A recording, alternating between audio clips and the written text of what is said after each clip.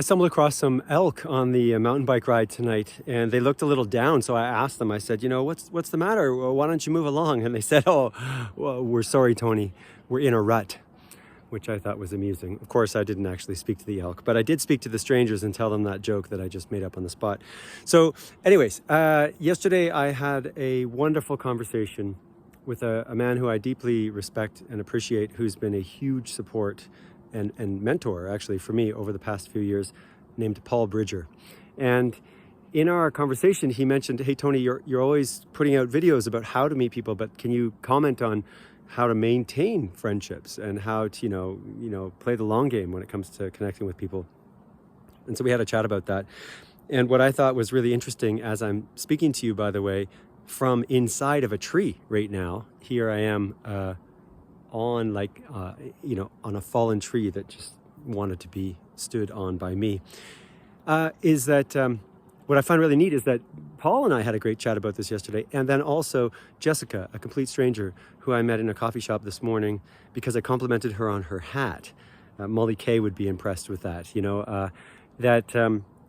Jessica and I got chatting about how, is this safe? Thank you. We got chatting about how there's a lot of shifting it seems like there's a lot of shifting happening right now. Where wildlife? People?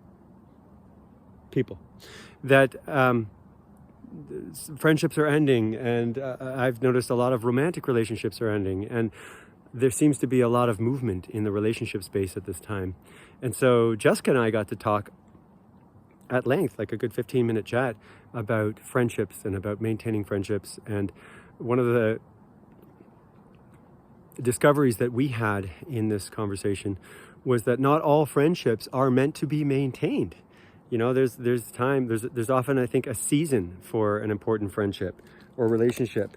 And if you are putting time and energy into maintaining a friendship and you're not receiving that back, then maybe it's time to walk away from that relationship, and that's okay. And another thing that I absolutely love that Jessica shared with me is how she feels that there's some people in her life who she'd love to spend more time with. They're really close friends, but they live across the country or the world, different time zones.